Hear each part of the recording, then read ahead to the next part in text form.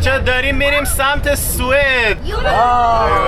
اسم این موزه هم که میخوایم الان بریم ببینیم هستش موزه غذای چندشاور. این یکی شراب موشه، نوشته یه سری جاهای چین کلی بچه موش میریزن توی شراب. با لادن جون و مسعود جون و ولفی جون ماشینشون. شما اینجا ببینید و بتونید صبحونه با هم دیگه بخورین. اصلا مهمه. اینم از داخلش. ببین خیلی حس باحالیه اینجا دارم از نزدیک میبینم، یعنی دقیقا همین اجاق گاز و انقدر ما تو اینستاگرام دیدیم. بون خاطرامه من روزی 1000 دفعه به پای تو میمیرم.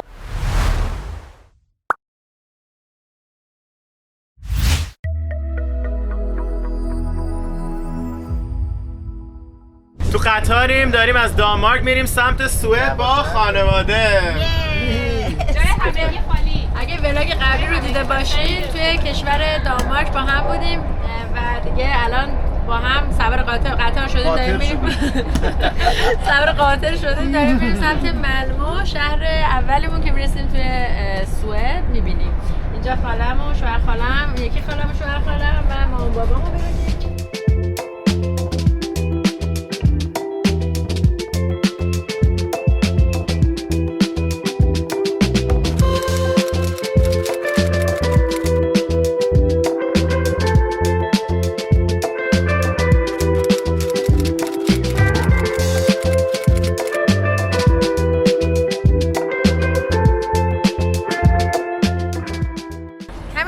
قطار پیاده شدیم، فقط 2 دقیقه پیاده رفتیم تا رسیدیم به هتل کامفورت.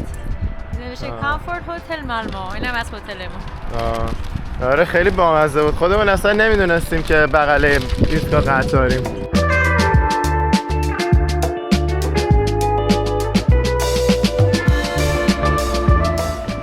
وسایلمون رو گذاشتیم توی هتل و اومدیم که توی شهر مالمو قدم بزنیم و این شهر کوچولوی سوئدی رو کشف کنیم. البته کوچولو هم نیست، سومین بزرگترین شهر سوئده، ولی خب بازم به نسبت شهر خیلی بزرگی نیست. دانشگاه مالمو چه باحاله، دانشگاهشون قشنگ بغل آبه.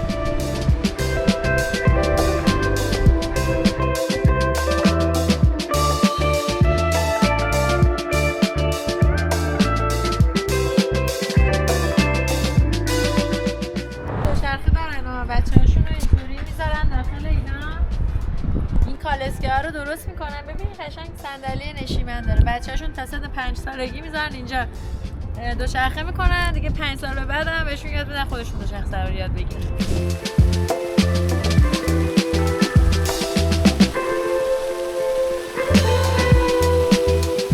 اینم هتل خاله ها که اومدیم اینجا با هم دیگه دوباره جمع شیم و بریم یه سمتی.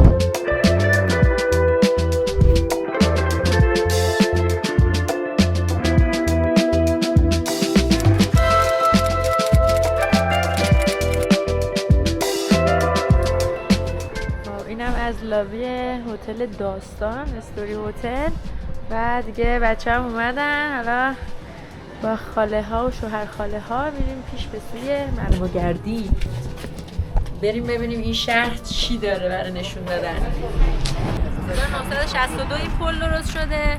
یه پل دیگه هم تو راه دیدیم گفتیم یعنی چقدر شهر قدیمی 2009 درست شده بود. آره واقعا قدیمیه. دست نخورده بود پل از 2009.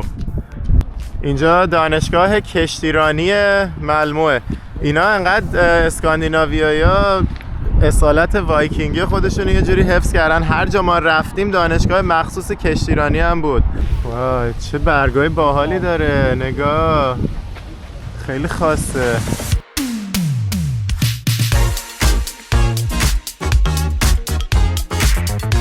بگین شبیه چیه؟ یاد چی افتادین؟ یاد این فیلم‌های قدیمی افتادم که مردم میخوان برن به قلعه حمله کنن، وسطش آبه، بعد ازش رد شن، یه سری شنا میکنن، یه سری با قایق میرن دمش میرن بالا. اینجا باید جوب بپری میرسی بهش، ولی به هر حال اسکیل بزرگی. آره. اینجا آثار تاریخی شهر مالموه که ما الان اومدیم. اسمش هست مالمو هاوس. توی قرن 16 ساخته شده و یکی از اقامتگاه‌های سلطنتی بوده. مثلا بعضی وقتا می اومدن تو این قلعه میموندن یه مدت. و یه نکته جالب دیگه راجع به این شهر اینه که مدت‌ها جزء دانمارک بوده و توی قرن 16 اینا شده جزء سوئد.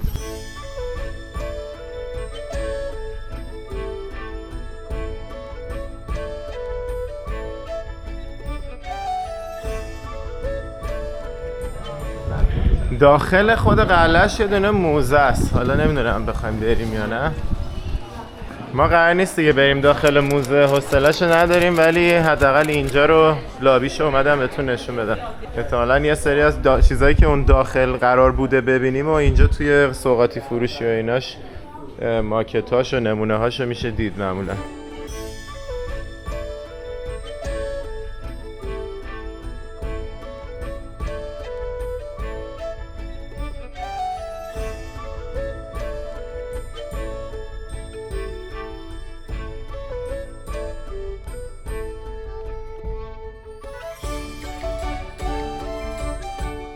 اون ساختمونی که میبینین یه ساختمون معروفه توی شهر مالمو. اون قسمت‌های مختلفش میچرخن، یه هتله که چرخونه، این تیکه‌های مختلفش میچرخن، واسه همین معروفه. حالا یه دونه اوبر گرفتیم از اون قصر اومدیم مرکز شهر هم ببینیم. فقط اول میریم یه دونه موزه. اینجا یه موزه خیلی عجیب غریبه که این شهر بهش معروفه و میخوایم بریم ببینیمش.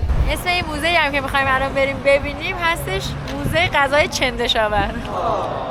نگاش میکنیم، بوش میکنیم، مزهش میکنیم و شاید بریم. اینجا یه دونه لیست داد از تمام چیزای چندشاوری که اینجا میشه امتحان کرد، از سوسک و مورچه و نمیدونم کرم و اینا گرفته تا یه سری چیزاشو که اصلا نمیدونم چیه. حالا میریم میبینیم. خیلی جالبه. اینجا دقیقاً قبل از شروع تور موزه یه سری توضیح نوشته راجع به اصل چندش و نوشته که چندش یه چیز کاملا شخصیه و برای جامعه‌های مختلف، فرهنگ‌های مختلف خیلی میتونه فرق کنه. مثلا یه سری‌ها فکر خوردن عنکبوت گرسنه‌شون میکنه، یه سری‌ها چندششون میشه.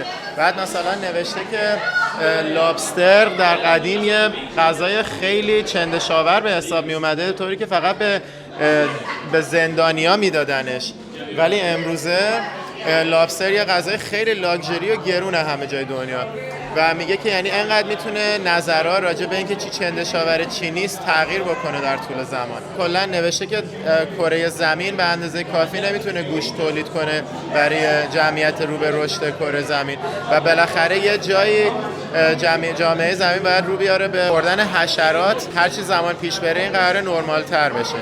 خلاصه جالب بود متنش. حالا بریم ببینیم چیا داره این موزه.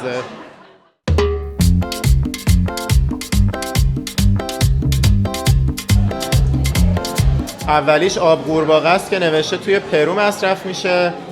قورباغه ها رو میگیرن میندازن توی این آب میوه‌گیر، توی خیابون میفروشن به عنوان یه نوشیدنی خیلی مقوی. اینجا نوشته قورباغه های قولاسا توی شرق و جنوب آفریقا مصرف میشه. این قسمتش راجع به غذاهای خطرناکه که تو کشورهای مختلف مصرف میشه. مثلا این ماهی خامی که توی لاوس خورده میشه نوشته که میتونه خیلی بیماری بیاره. بعد این یه نوع میوه است که توی جامائیکا مصرف میشه. حتی نماد کشور جامائیکا ساری نوشته اگه درست آمادش نکنی قشنگ میتونه باعث مرگ بشه. و این هم یه نوع ماهی خوشگلیه. نوشته که این پافرفیش خیلی ماهی سمی هست و اگه در آماده کردنش و جدا کردن سمش یه اشتباه کوچولو بکنی میتونه کشنده بشه. و اینم که توی جنوب شرق آسیا و غنا نوشته مصرف میشه. خفاشه، از اندونزی اومده این خفاشه. اینجا هم نوشته که میگن یعنی مشکوکه به این که کرونا اصلا از خوردن خفاش شروع شده، هرچند که خب میدونیم که شک هست تو این موضوع. یه نوع میوه است توی اسپانیا که نوشته سال 1981 یک مرتبه 20,000 نفر از خوردن این میوه مریض شدن و تعداد زیادشون هم مردن. این موجودی که میبینین اسمش گینی پیگه و توی پرو خیلی غذای مرسوم و محبوبیه که توی مراسمشون هم میپزن و میخورن و توی پرو اصلا اینا رو پرورش میدن برای خورده شدن.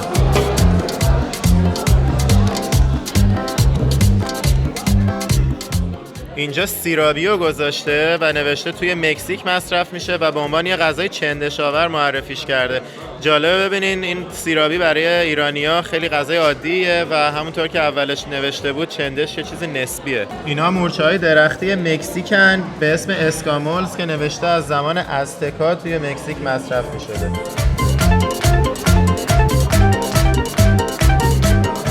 این هم اسمش هست سوری پالم گرابز، کرم نخله که توی پرو خیلی محبوبیت داره به عنوان غذا و از زمان قدیم بوده. این ملخ اوگانداییه که توی کشور اوگاندا توی آبجو یا مشروب جین میخوابوننش و بعد سرخش میکنن میخورن. این یه نوع کرم ابریشم غول‌آساست که توی آفریقای جنوبی مصرف میشه. این غذای اسپم که توی آمریکا هنوزم خیلی زیاد پیدا میشه، توی جنگ جهانی دوم به وجود اومده. یه گوشت خوک رو میگیرن اینجوری خورد و خمیر میکنن و میذارن تو کنسرو و میگن این میتونه سالیان سال بدون اینکه یخچال باشه بمونه. واسه همین تو جنگ خیلی محبوب شد و بوی خیلی بدی میده وقتی بازش میکنی، ولی میگن که مزهش به بدی بوش نیست. و جالبه این اسمش اسپم بوده و کلمه اسپم که توی ایمیل و اینا استفاده میکنیم از همینجا شروع شده. انگار یه چیز چندشیه که مثلا میاد تو ایمیل تو حال و حوصله‌شو نداری. بچه توضیح هم بدم چرا من تنها دارم اینا رو فیلم میگیرم. آخرش نیکا و مامان باباش نیومدن این موزه رو، شهامت دیدن این همه چندشو نداشتن دیگه. اونا رفتن قدم بزنن تا همون خیابونی که قبل ورود به موزه دیدیم و من اومدم که اینا رو بتونم بهتون نشون بدم و خودم هم بتونم یاد بگیرم که چه جور غذاهای عجیب غریبی تو کل دنیا مصرف میشه. این غذا اسمش هست آکوتاک، توی آلاسکا مصرف میشه. چربی حیوان مثلا فوک یا ماهی رو میگیرن با برف و یه سری میوه‌های خشک شده قاطی میکنن که بشه یه غذای شیرین بستنی طور مثلا. اینم لابستر که همونطور که قبلا گفتم نوشته توی اوایل قرن 17 هم به عنوان غذای خیلی چندشاور حساب میشده. این فوک با پرنده داخلش رو پر میکنن و میبندن و توی گرینلند استفاده میشه. جالبه یه سری از این محصولات رو اینجا به صورت یعنی بوش رو اینجا اومدن شبیه سازی کردن که بتونی برداری ببینی بوش چجوریه. مثلا این پنیر نرم شیر گاوه که خیلی بوی عجیب غریبی داره. حالا من میخوام بو کنم ببینم چجوریه. پنیر با این بودی شنید، یعنی بوی پنیر بود به نظرم، مثلا عجیب غریب نبود. حالا ببینیم این یکی چیه. یه نوع پنیر از جنوب فرانسه که اسمش هست روکفورت. ببینیم این یکی بوش چجوریه. بابا اینم که معمولی بود که بوش قرار بود چندشمون بشه مثلا. اوه گوشت گاو خام وسطش یه دونه تخم مرغ. اینم تو فرانسه خورده میشه. استیک تارتار. اسکارگو حلزونه که تو فرانسه خورده میشه و خیلی جای دیگه و ما هم چندین بار امتحان کردیم تو سفرهای مختلف و خیلی هم خوشمزه است. اینم یه نوع خفاش دیگه است که توی کشور گوام باهاش سوپ میوه درست میکنن. میوه میریزن تو باهاش سوپ درست میکنن. اینم حالت گاوه که قبلا تو کشور فیلیپین رفته بودیم دیده بودیم. ولاگ مانیلا رو پیشنهاد میکنم ببینید. این یکی شراب موشه، نوشته یه سری جاهای چین کلی بچه موش میریزن توی شراب باهاش شراب درست میکنن. چقدر عجیبه این یکی. اینم یه مار بزرگ توی یه شراب ژاپنی به اسم هابوشو. اینم از عنکبوت‌های کامبوجی تارانتولا که قبلا تو کشور کامبوج دیده بودیم. خیلی جالب بود. اینجا هم نوشته کامبوج. کلاً یه روستا بود به اسم روستای عنکبوت خورا که پیشنهاد میکنم ولاگ دوم کامبوجمون رو ببینید، اونجا کامل نشون داد.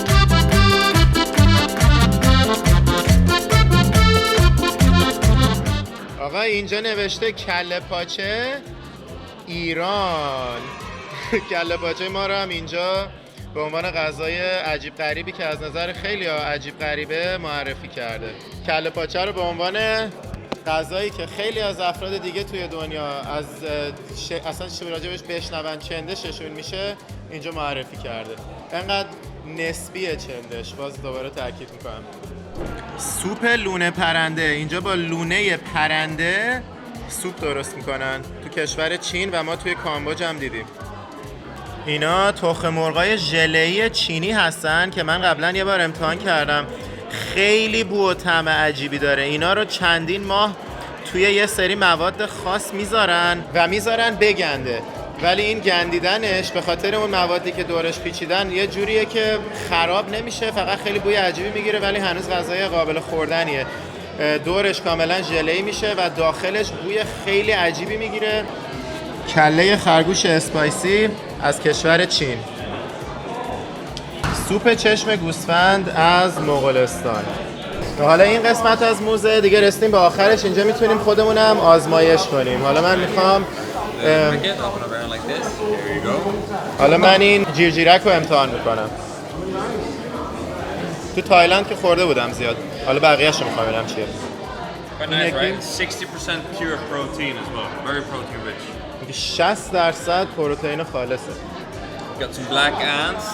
Really sour, acidic, quite strong. Wow. Is it naturally acidic? Yes, it's their Oh. self-defense mechanism. So Nice. it's ant acid. Acidic. Really sour, like lime. Wow, that's so good. Can I have more of that? من بیشتر ازش خواستم. خیلی خوشمزه بود نوشش. Tastes a little bit more like cheese and olives. They spend their entire life inside of the bamboo tree itself. اینا کرمای بمبوه، توی خود بمبو زندگی میکنن. راست میگه، یکم حالت پنیری داره. خیلی بامزه بود. Next up we've got some maize milk, caramelized cream cheese.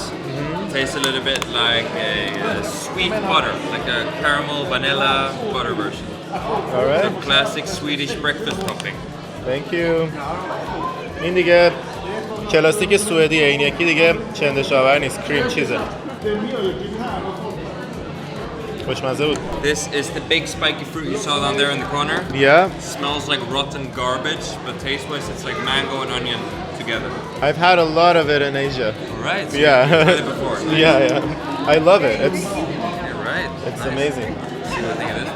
اینم میوه دوریان که تو ولاگای مالزی، بالی، سنگاپور همه جا اینو توی آسیا امتحان کردیم.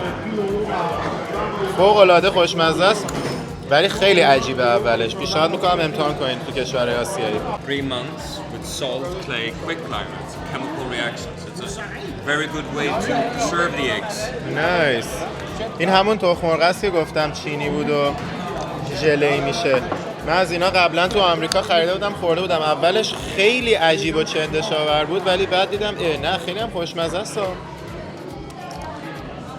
خیلی باحال بود. So, I take it you want to taste some more stuff here. Yeah, definitely. So, where are you from, if I may ask? From Iran. From Iran. Oh, nice. Yeah. My father is Persian as well. Oh, really? But he's from Nice. Iraq, so, but still, Persian Nice. Iraqi. Wow, Sadly, I don't cool. speak Persian.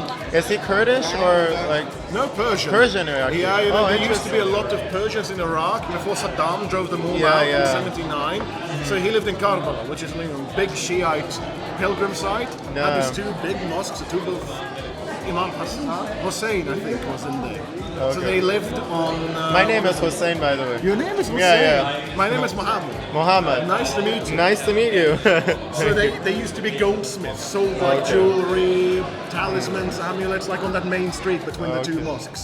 Cool. Then came the war and they were all driven out. Yeah. But my dad came here. Well, he ended up here after long Well, travels. you ended up in a nice place. He did. Yeah. Much better than socialist Hungary. But that's where he met my mom.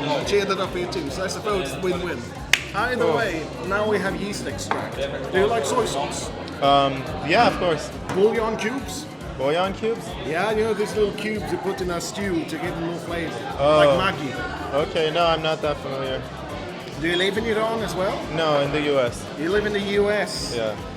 این yeast extracted از عصاره جویی که باشه آبجو میگیرن.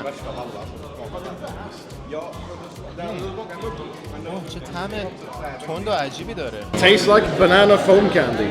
Oh, Regular synthetic interesting. banana flavor. It's what is it made of? Milk. Oh, it's made of milk. Milk powder, sugar, carbonated water, and some lemon acid. اوه چقدر عجیب. شیر داره و آب گازدار و یه سری اسید و اینا کره‌ایه. Get more ost.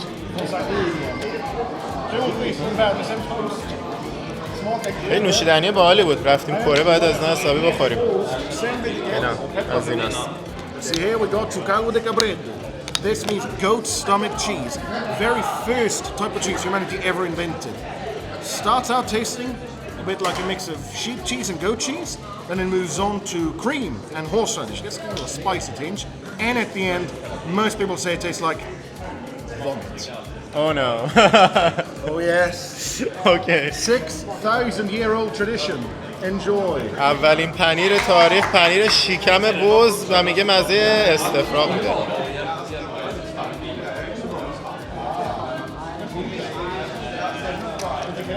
واقعا همونطور بود که گفت.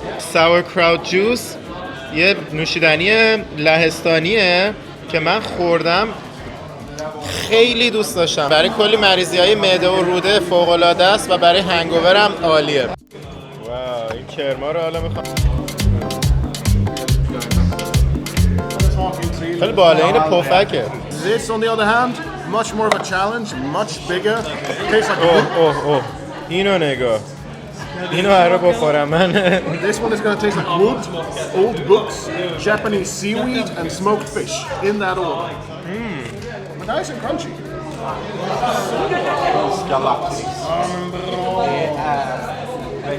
That's good. Now look at the Swedes. They're eating the salted licorice here. Nice. Look at his reaction and compare it to yours later. Anybody Alright. else want them? گفت واکنش اینو با واکنش من مقایسه کنیم.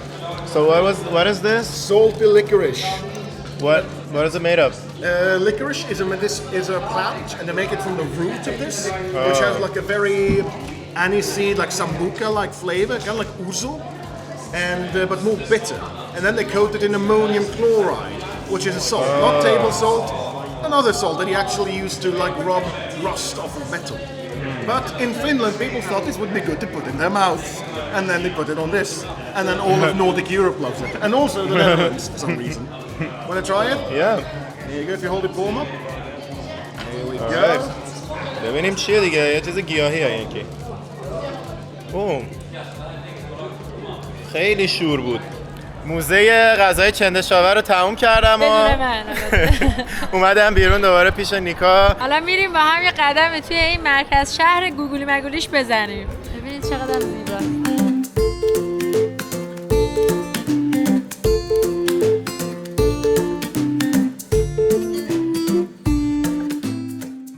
ساختموناش خیلی قشنگه، مخصوصا این یکی رو من خیلی خوشم اومد، سبک همون اروپایی قدیمی داره.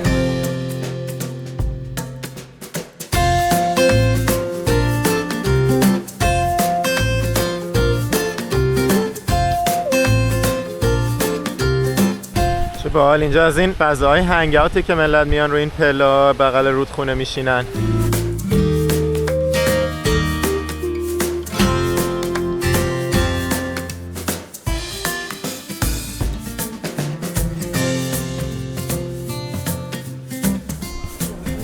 من رفتم یه آبجو بگیرم که توی خیابون همجوری که دارم توی این فضای جالب قدم میزنم بتونم بخورم. بعد فهمیدم که اینجا تو مغازه‌هاشون فقط حد اکثر 3.5% الکل اجازه دارن بفروشن. خیلی عجیب بود. تو دانمارک راحت همه چی پیدا میشد. توی سوئد فقط دولت اجازه داره مشروب بیشتر از 3.5% بفروشه.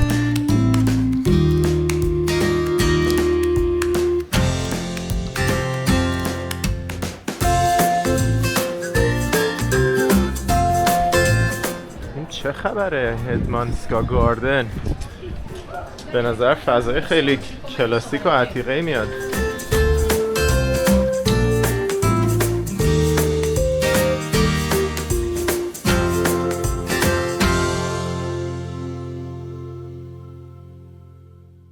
به این قسمت از مالمو میگن لیلا تورگ. یه دونه میدون، حالا سکوئر پلازا یا میدونه که از قدیم از قرن 16 یه دونه مارکت بوده، یه بازار بوده اینجا و ساختموناش هم میبینین خیلی حالت قدیمی و کلاسیک دارن و خیلی وایب باحالی داره. الان همشون شدن رستوران و ملت همجوری دور تا دور نشستن دارن از غذا و نوشیدنی و معاشرت لذت میبرن.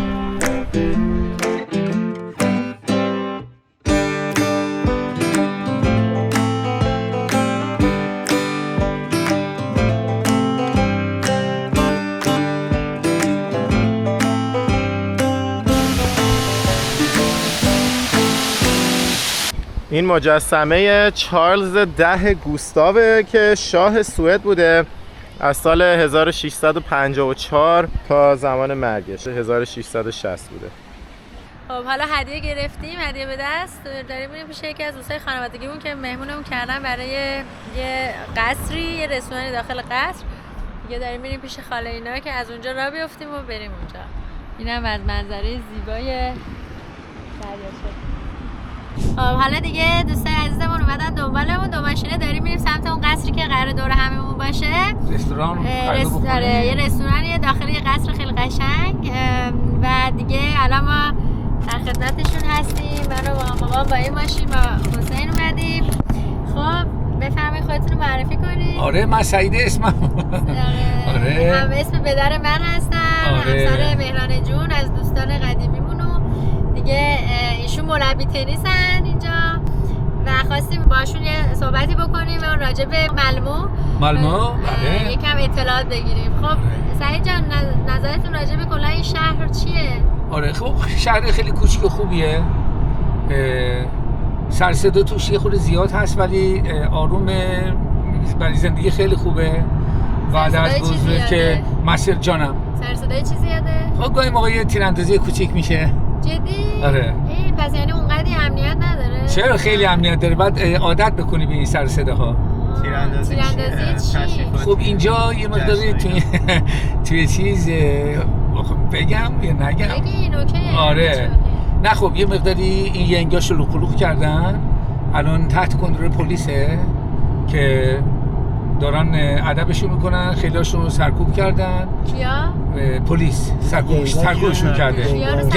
گنگ میگین. آره بعد تیراندازی خیلی تقریبا زیاده، هر چند روز یه بار هست.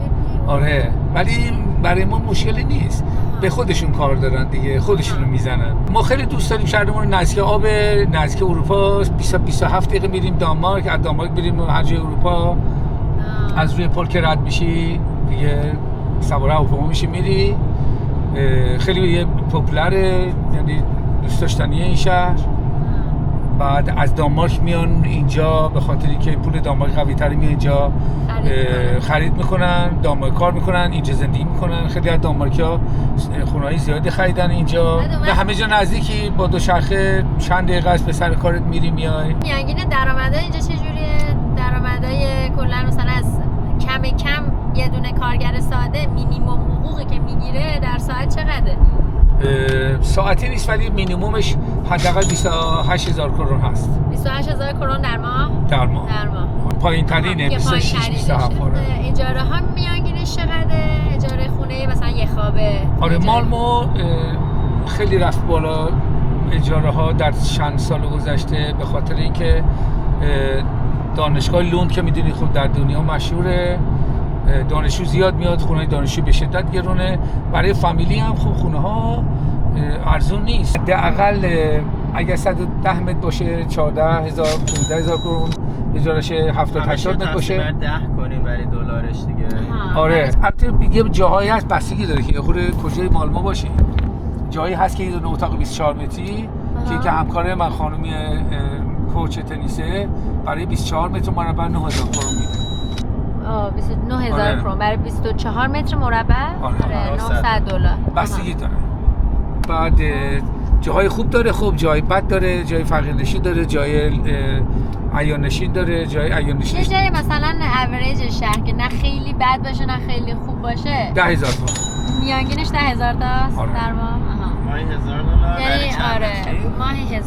اونی که الان 10000 گفتن دیگه 80 90 متر نیست، 65 70 60 برای خونه 65 متری. حالا اون وقت زندگی و نسبت به اینکه مثلا اینجا یه سری شاغلن، آیا میتونن راحت زندگی بکنن با حالا سطح درآمدی که دارن؟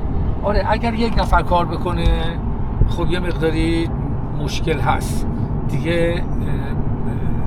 کوالیته زندگیشون یعنی اون نیروی زندگی خیلی خیلی متوسطه.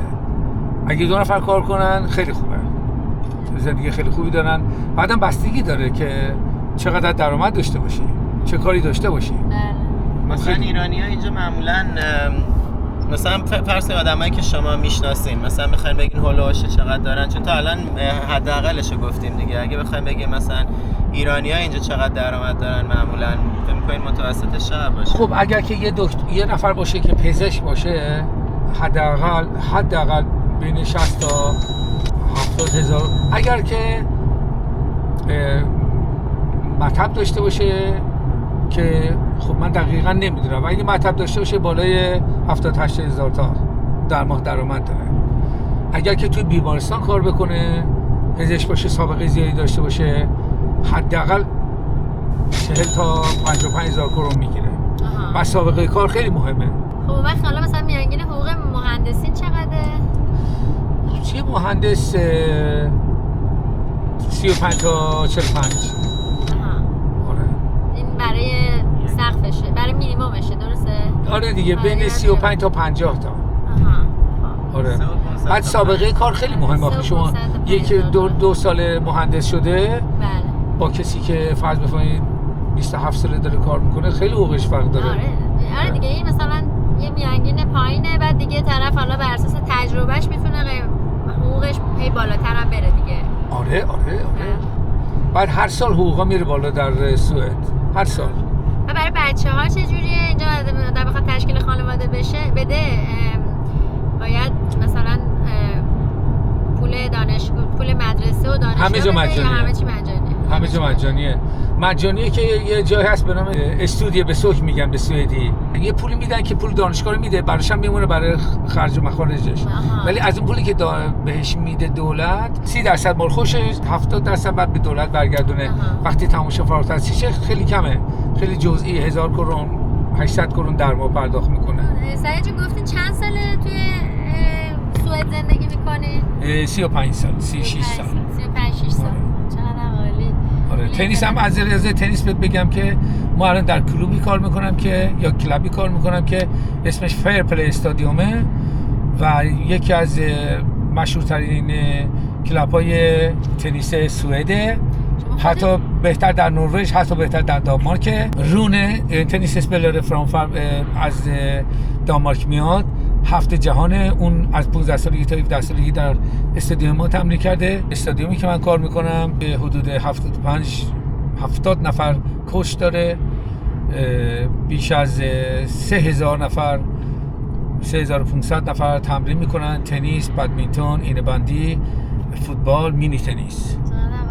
بعد اون وقت شما خودتون هم مدال دارین، درسته؟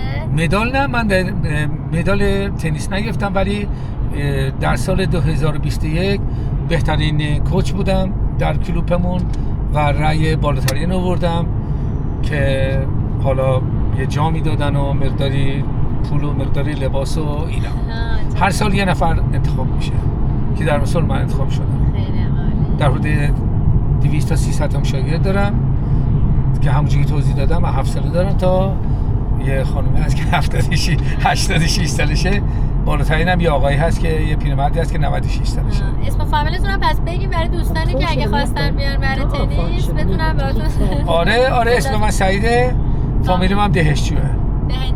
دهشجو. آره. سعید دهشجو. آره.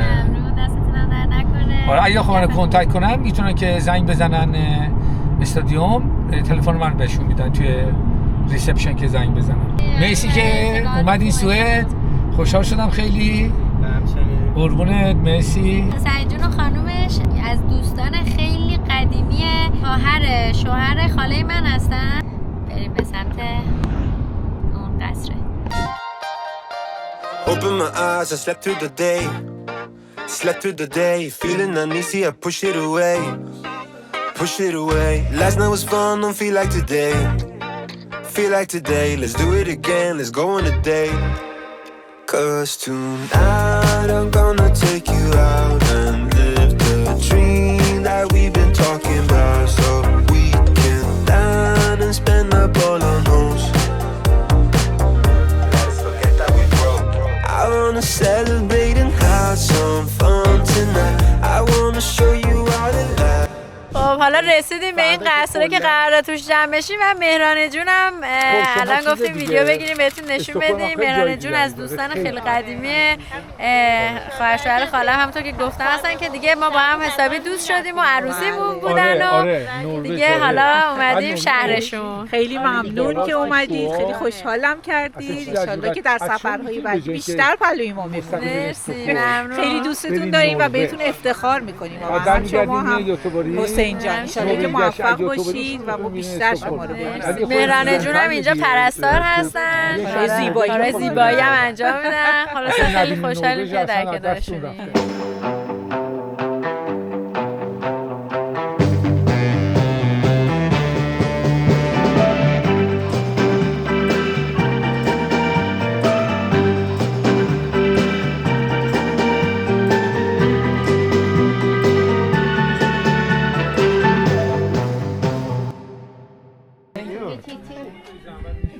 So how are you?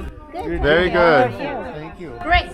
So the weather is quite nice now. I wonder, would you like to start with the starters and a free drink here, or would you like to go to the garden house to start with? Ska vi börja här? Så får vi lite Ja, men variation också. Ja. För jag tänker det är rätt härlig temperatur nu, så vi inte går miste om att sitta ute och gästupplevelsen. ایشون هم پسر بزرگ مهران جون و سعید جون هستن به نام رضا.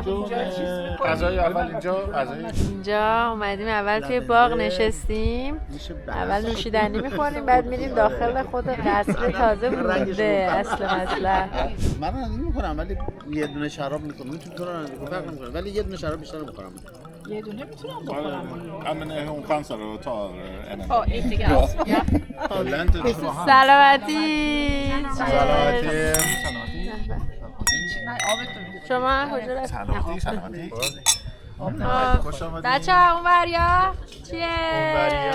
خواهر مهران جونم تشریف آوردن دیگه، در کنارشون هستیم. اومدین سوئد و دیدیمتون، ایشالله که بیشتر بیاین حتما و بیشتر ببینیمتون. خیلی خوش آمدین. الان اومدیم قصر، تازه شروع کردیم شراب بخوریم، یواش یواش غذا میاد. راجع به این قصر بهمون یه کوچولو میگین؟ قصر یکی از دوستامونه که اینجا داریم، نزدیک 20 سال این قصر رو داره. اینجا هم ساخته برای جشن خودش که ما بشینیم اینجا حال کنیم و دور هم باشیم. و عروسیتون هم اینجا گرفت. اسم لوکیشنش چیه؟ بله دیگه بیشتر به عروسی بگم. آره نه که نگم. اسم لوکیشنش چیه؟ اسم لوکیشنش فولتوفتا سلوت، فولتوفتا کاسل، همونی که این آقا گفت. یادتون باشه اگه خواستین بیان سرچ کنین فولتوفتا، اگه تونستین بنویسین فولتوفتا سلوت. به غیر از اینکه اینجا خود رضا جون عروسیشو گرفته، اینجا مشروب هم خورده، مشروبی که خود هم اینجا هم تولید میشه و این هم اسمش که بتونین پیدا کنین، فولتوفتا سلوت. آره یه توفتایی توش داره، اون توفتا رو امتحان کنیم پیداش میکنیم. یاد تافتون میاد توفتا. آره اینم روغن زیتونش هم مال خودشه، اینم از شرابه. حالا وارد خود قسمت رستوران شده. چقدر خوشگله رستوران، داخلش خیلی حس خوبی داره. نه تنها رستوران خیلی شیکیه بلکه دستشوییش هم خیلی خوشگله. یه مدل دیگه شه. مدل متفاوته. آخه چقدر بانمک درست کرده. بشین اینجا بلنش. آره دیگه بشینی قشنگ مجله رو بخونی و دیگه جدولش هم حل کن. دقیقاً بفهمی. ما بریم اینجا مجله بیشتر داره. تازه کلی هم عطر گذاشتن برامون که بتونیم عطر هم استفاده کنیم. اینش خیلی جذابه به نظرم. اگه بوی خوبی بده من یکی از اینا رو میزنم قطعا. حالا اومدیم طبقه بالای قصر. چقدر منظره زیبایی داره از اینجا. به به العاده است این منظره. اینجا هم نگاه کنین، از همینجا میتونین درختای انگور رو ببینین که ازش ازش شراب درست میکنن. جای همگی خالی، اینقدر این فضا زیبا و رویاییه که جای همگی خالیه. خیلی قشنگه. میام یه اونجا. آره خیلی عالیه. بعد شام هم قراره بریم اینجا بخوریم. ببینید این داخل این محوطه. بریم سمت غذاخوری حالا. برو بریم. اینجا مسیر آلیس در سرزمین عجایب البته.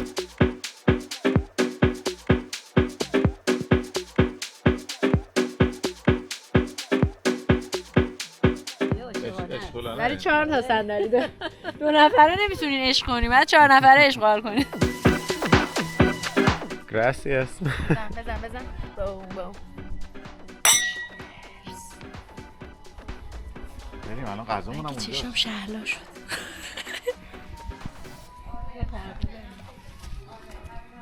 مهمونا بفرمایید. خونه شیشه‌ای. بفرمایید. اینجا شبیه گلخونه است. گلخونه هم هست. آره شبیه گلخونه ببین. استیکمون هم آوردن. این بر ماهی داریم، این بر استیک داریم. اونم مثل گیاهی فکر نکنم. نه همش ماهی و گوشته. نه گیاهی تو جمع نداریم. اگه داشتیم گیاهی هم می‌آوردیم.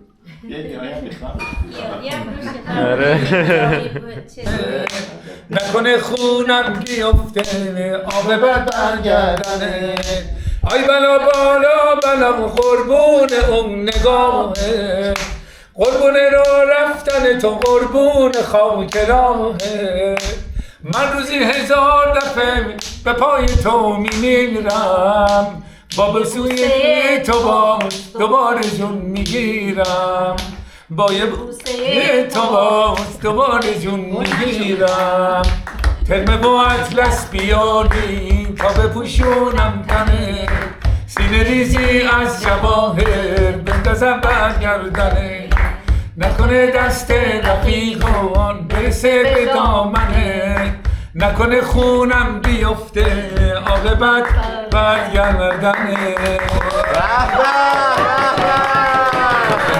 عجب استعداد نقشه رو کردی خیلی قشنگ بود دوباره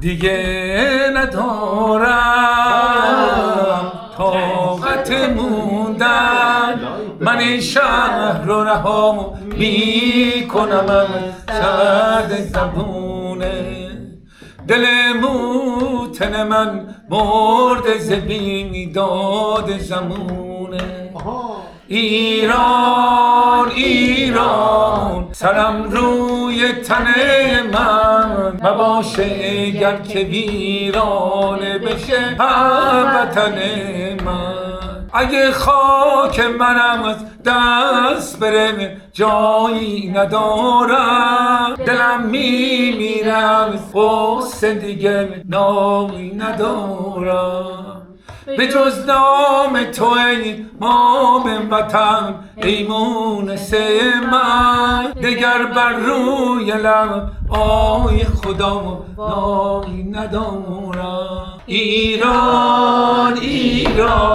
سرم روی تن من مباشه گر که ویرانه بشه هموطن من ایران سرم روی تن من مباشه گر که ویرانه بشه هموطن من بیا بریم به مزار ملا محمد جان سیل گل لاله زار بابا دلبر جان سیل گل لاله زار بابا دلبر جان نمیبوسم لب پیمانه تو گل نرگس خریدار تو اما گل نرگس خریدار تو اما بیا که بریم به مزار ملا محمد جان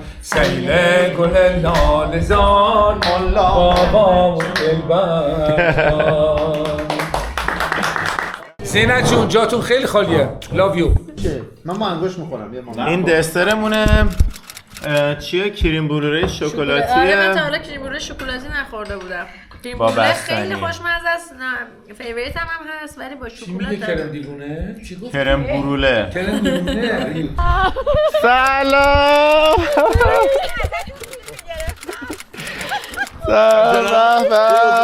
اصلا نباشی خوبی؟ قربونتون به همچنین مرسی سلام وای چقدر خوشحالم ببینمتون از نزدیک ما این همه توضیح دادیم که چقدر اینجا خوشگل بود حالا صاحبش هم پیدا شد بفرمایید ایشون نصف ایرانی هستن از طرف مادر و بقیهشون همین سوئدی بله بله خیلی هم عالی خیلی خوشگله اینجا ممنون خداحافظ بالاخره رسیدیم به ون خوشگلشون ولفی ببینید چه ون گوگولی مگولی دارن همیشه مسعود جون و لادن جون اینجا آشپزی میکنن بفرمایید و دیگه قشنگ میرن این ور رو به آب اینم از داخل آروی خوشگلشون اتاق خوابشونه که برامون حسابی مرتب کردن اینجا دستشویی حمومشونه حتی حموم ندارن فقط دستشوییشو میبینیم و دیگه اینم از داخلش ببین خیلی حس باحالیه اینجا دارم از نزدیک میبینم یعنی دقیقا همین اجاق گاز و انقدر ما تو اینستاگرام دیدیم که لادن جون و مسعود جون روش غذا درست میکردن خیلی بامزه است واقعا اصلا انگار وارد یه دنیای کارتون شدیم مامان و خالم هم دوست داشتن ببینن الان داریم تو واقعا تمام نیازهای ما اینجا هستش حمومتون کو من ندیدم نه فقط توالت بود حموم شلنگ کشیده میاد بالا بس اوه اینجا چه جالب به به طبیعتی شلنگ داره وصل میشه موقعی که خیلی هوا گرم باشه میتونی همون بیرون دوش بدی چقدر جالب خیلی خوبه یه جا پارک کردیم ساعت 11 شبه ببین چه کردن بچه میوه گذاشتن میوه آجیل بعد صندلی رو برگردوندن صندلی همون برگشتیم آره خاله بازی دستتون در نکنه واقعا خیلی خوبه همه چی عالی مرسی شما چطورین؟ خسته نباشین این همه راه اومدین خیلی باحاله اینا برمیگره هنوز تو کفش مونده آره ببین خیلی حساب شده است این ماشین حالا وقتی باش کار میکنید و زندگی میکنید فهمید که اینقدر نکات کوچیک داره یعنی ببین اینجا بگم آماده کردن همه جوری درست کردن که شما بتونید اینجا زندگی کنید آره دقیقاً الان ما چیز داریم انرژی خورشیدی داریم این بالا با لادنینا فعلا خدافظی کردیم الان داریم میریم اتاقمون رو تحویل بگیریم ببین خدای این کلاه من چقدر به حسین میاد هنری شده تیپ هنری گرفته بعد اسمشو بزنیم هنری خب حالا بریم اتاق هتلمون رو ببینیم اینجا هتل کامفورت هتل و ما انقدر دیگه تا اومدیم می‌خواستیم لباس عوض کنیم سری پیچیدیم اومدیم که دیگه نشد من از اتاق فیلم بگیرم و همین ببخشید اینجا این اتاقمونه دیگه صندلی و تلویزیون و ویوش هم به بیرونه تو خب معلومه همه اتاقا ویوشون به بیرونه ولی این ساختمون و خیابونه و دیگه دستشویی حمومش هم به این شکله خوبه هتل مرتبیه ببین فردا قراره بچه ها رو صبح ببینیم دوباره لادینا رو و دوره هم توی ونشون آشپزی کنیم روز آخرمون توی ملمو هتلمون صبحونه رو داخلش داشت همین بریکفاست اینکلودد بود ولی دیگه ما نمیریم صبحونه رو بخوریم به خاطر اینکه بچه‌ها لادینا میان دنبالمون قراره توی ونشون آشپزی کنیم آرویشون این هم قسمت رستوران هتله که مامانم اینا اومدن زودتر صبحونه‌شون رو خوردن و رفتن گردش به نظرم صبحونه‌اش خیلی خوب میاد نیستش که ما نیستیم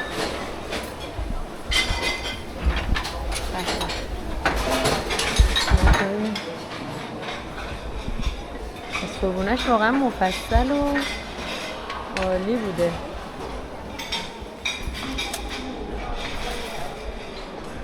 چقدر هم نونه‌های مختلف داره دیگه پس باید بریم دیگه این هفته نیست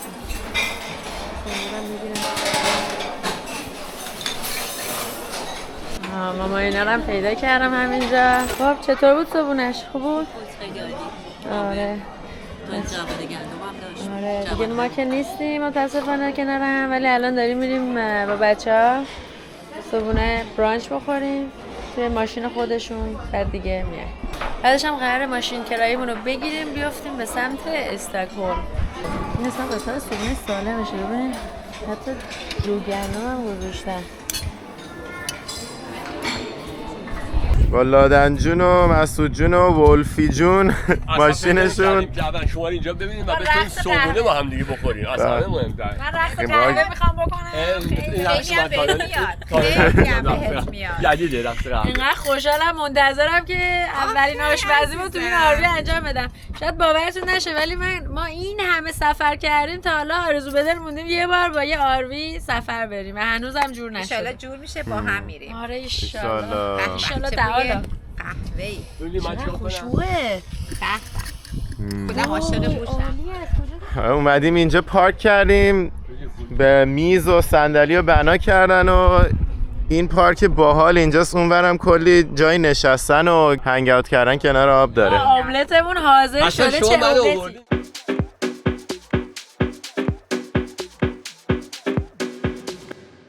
بچه قهوه انقدر بوی خوبی میده، یعنی واقعا کاش دلم میخواست. آره انقدر دلم میخواست بوشو براتون بتونم فیلم بگیرم، ولی این املت رو ببینید چقدر رنگی، چقدر خوشگل. چقدر جنگی. آره جنگی. جنگی بریم تو کارش. قهوه سوئدیه با کیفیت. نیکا جون قهوه خودتو میخوای خودت بریز؟ مرسی عزیزم. نمیریزی؟ بریز. چی مهمون نوازیه واقعا. یه خودت بریز، خودت اوکاتو کن. بالا اسنپ کپو بردی؟ این مدلش همینه. آره الان میریزه همه جا مملک میشه. به به. حالا به لباست نریزی قربونت. اینطور که تو میگی بیار بالا میریزه دیگه. نگاه کن همین الان همه دیوارش. بچه‌ها شروع کنین دیگه. داری میکنی؟ بله منتظر بودیم که شما بگید. حالا من گفتم چقدر شما با تربیتی، ولی واقعا منتظر اجازه من بودیم. آره کلا کسی بهمون چه کنه نگه کاری نمی‌کنه. با شما زیاد میشه مسافرت رفت. خب یا بسم الله شروع کنیم. این پارک بزرگی که می‌بینی پارک مخصوص سگ هاست که میارن اینجا، چون سگا دوست دارن که تو حرکت باشن، میارن اینجا میگردونشون. بعدش که میان اگر پاشون کثیف شده باشه میان اینجا دوش میگیرن. ببینید چه دوش جالبیه برای سگا. اینو فشار میدی آب میاد دیگه. این تکنیک دیگه هم بلدن دیگه. ظرف آبم براشون گذاشتن که تشنشون شد آبم بخورن. عکس خود سگرم گذاشتن که احساس غریبی نکنه.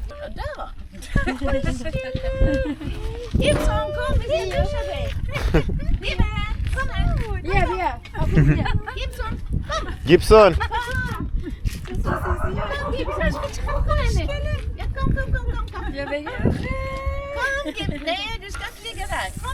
این سگاشون هم به زبان انگلیسی مسلطن هم به زبان سوئدی. آخه این مری داره دوش میگیره. البته میدونی سگا گرما رو خیلی دوست ندارن. وقتی رفتن دویدن تحرک بودن میان اینجا آب هم روشون میریزن که حس خوبی بهشون دست بده. دوش سگا. لحظات آخرمونه با لادن مسعود جون. ماهیتابه‌مونو. بچه چقدر عالی شد. چقدر عالی شد. بعد وقتی دیدی همه چی خوب در میاد. خدای ببینید ما چه ماهیتابه لیست زدیم. این اصلا تمیزتر نمیشد تحویلشون بدیم. گذاشتیم مهمونامون که رفتن، ظرفامون و مهمونامون رفتن بعد بشوریم دیگه. این شسته شد. ولی خب دیگه لیستاده شده، شسته شده. کم بود ولی خیلی خوب بود. مرسی ازتون بچه‌ها که وقت. آره واقعا کاش خیلی بیشتر میشد.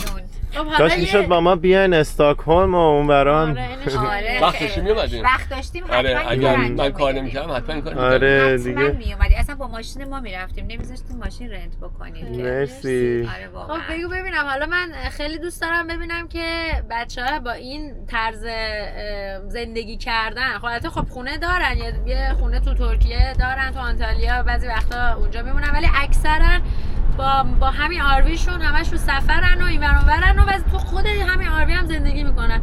برای همین دوست دارم بدونم که بیشترین چالشی که داری با این سبک زندگی چیه؟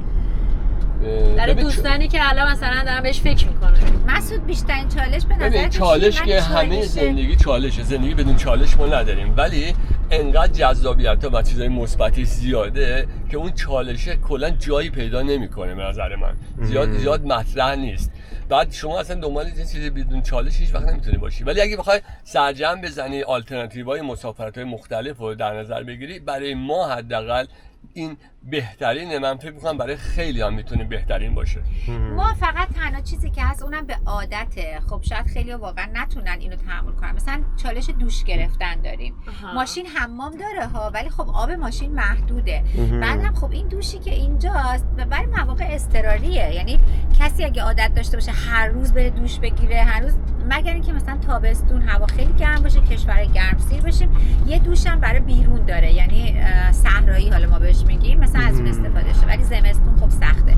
یا اینکه مثلا غذا درست کردن، گازمون کوچیکه، ظرف شستن، ظرفشویی ما کلا اینقدر، کلا باید با مینیمال زندگی کنی دیگه. و دوست داشته باشی که با مینیمال زندگی کنی. باید عاشقش باشی. وگرنه برات سخت میشه. ما چون واقعا هر جفتمون خیلی دوست داریم و بیشتر به لذتاش فکر میکنیم، برای ما چالش نیست، ولی برای خیلی‌ها شاید این چالش باشه. من یه چیز جالبی بگم، ما اوایل که این ماشین گرفته بودیم حتی بدن ما فرم نگرفته بود که توی محیط به این کوچیکی این ور بریم. باور کن می‌خوردیم به هم دیگه. ولی الان از بغل هم میتونیم راحت رد بشیم بدون اینکه با هم دیگه تصادف کنیم. آدم فرم میگیره، یه جورایی مثل که برین آره دقیقاً ماشین کوچیکه دیگه. بعد ما مخصوصا خب ماشین آروی کوچیک انتخاب کردیم برای اینکه آدمای رهایی هستیم، هر جا دلمون بخواد می‌خوایم پارک بکنیم. ولی پارک کردن اینا راحته. آره این کمپر بزرگا اینجوری نیست دیگه. شما باید تو کمپ سایت فقط بری، جای مخصوص بری. ما هر جا که ماشین معمولی میتونه پارک کنه ما هم اجازه داریم. خیلی خوبه. یه چیز جالبی هم که خوبه بگم اینه که مسعود جون و لادن جون اینجا ماشینشون رو نخریدن و رفتن از آلمان خریدن، با اینکه سوئد زندگی میکنن ولی از آلمان خریدشون رو کردن، ماشین رو گرفتن به خاطر اینکه آلمان تونستن اینجا رو 20% ارزون‌تر 20,000 یورو ارزون‌تر بگیرن. 20%. آره 20%. اون 20% ما گرفتیم. ولی یه چیزی من بگم که ممکنه برای خیلی مورد استفاده قرار بگیره. کلا وقتی این شکلی میخوای سفر کنی، خیلی سرعت، تایم تیبل، به موقع اینا رو باید فراموش کنی. باید خودت رها کنی. یعنی اینجوری نباشه که مشخصا این ساعت اینجا باید باشم. باید این موقع رها کنی خودت، هر جوری شد که شد. بعدم ها یه چیز دیگه هم که خوبه برای حالا اونایتون که دارین حتی کانسیدر میکنین، بهش فکر میکنین که بیاین آروی بگیرین بدونید خوبه، اینه که مثلا اینجا الان این آروی رو 80,000 تا اون موقع که خریده بودن میدادن، 80,000 یورو اون موقع بود. توی اون موقع آلمان که رفتن 60,000 یورو گرفتن. به راحتی هم تونستن از آلمان بیارنش اینجا فقط با 200 یورو پلاکشو عوض بکنن. یعنی البته یه قانونای خاصی داره. 500 یورو. 500 یورو. البته یه قانونای خاصی داره. آره. به خاطر اینکه شما نمیتونی ماشین صفر بیاری، 20% باید مالیات اینجا بدی، ولی یه قانونی داره که باید حداقل 6,000 کیلومتر و حداقل 6 ماه از سال ساخت ماشین گذشته باشه تا شما پول اون مالیات 20% رو ندی. به همین راحتی. برای همین ماشین رو که بچه‌ها گرفته بودن 6 ماه کار کرده بود تقریبا، یعنی نو بود. آره ما 2020 بود، ما نیمه دوم 2020 خریدیم. و یه چیز جالبی مقایسه‌ای هم بخوام بگم نسبت به آمریکا، لادن جون چک کرد توی آمریکا یه همچین آروی بخواین داشته باشین و بریم بگردین راحت 2 برابر هزینه قیمتش میشه نسبت به اروپا. ما اصلا پشیمون شدیم، می‌خواستیم بریم آمریکا گردی کنیم، با مسعود گفتیم آروی اجاره کنیم، دیدیم اندازه قیمت هتله. خیلی من خودمونم یکی از دلایلی که مثلا این کار نکردیم، با اینکه خیلی دوست داشتیم هایوی 1 که تو کالیفرنیا هستش با آروی بریم قشنگ تا بالا تا اورگان و اینا رو بریم و این کارو نکردیم. همین بود، چون نگاه کردیم دیدیم هزینه یه آروی مرتب شبانه $200 میشد حداقل و به بالا، و اگه مثلا آروی حالا خیلی قدیمی بود و یکم کهنه‌تر بود $150 مثلا، یعنی در حد هتل. بنزینش هم خیلی گرونه و بنزینش خیلی گرونه، هم جا پارک به سختی بتونید پیدا کنید. میتونم من یه نتیجه گیری کنم الان اینجوری که شما میگی، این که شما از آمریکا دوستان عزیز مهاجرت کنن بیان سوئد، اینجا اقامت سوئد بگیرن که بتونن با آروی چون همه چی آخر نتیجهش این میشه دیگه، هر کی آمریکاست بیاد سوئد. بعد همه سوئدی‌ها میخوان برن آمریکا یا اینکه بره آلمان از اینجا ارزون‌تره. ولی خب به نظر من هر کسی باید سعی کنه خودشو آنالیز کنه، ببینه که از شخصیتی، رفتاری اصلا اینجا مناسبش هست یا نه، چون این یه چیزی نیست که آدم بتونه کپی بزنه، چون برای ماها داره خوب پیش میره، برای هم خوب پیش میره. اصلا خیلی چیزا جزئی هستش که تعیین کننده است که چقدر از این کار لذت ببری. هیچ کس هم بهتر از خودش نمیدونه که اون چیزای جزئی که داره مناسب زندگی تو این آروی هست یا نیستش. برای خیلی جالب. مرسی. غیرتی. ما رسیدیم به هتل ما که دلمون نمیاد شماها برید. خیلی خوشحال شدم. خیلی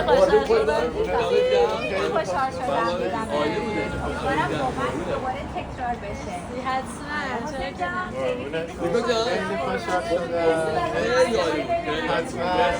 همدیگه رو میبینیم. بعد از خدافزی با لادن و مسعود رفتیم ماشین کرایه‌ایمون رو تحویل گرفتیم، وسایل توش جا دادیم و افتادیم تو جاده زیبای بین شهر مالمو و استکهلم سوئد پایتختش. این جاده زیبا و پایتخت سوئد رو توی ولاگ بعدی بهتون نشون میدیم. کانالمون رو سابسکرایب کنید که ولاگ بعد رو هم از دست ندید و اگه از این ولاگ لذت بردین با یه لایک و کامنت از کانالمون میتونید حمایت کنید.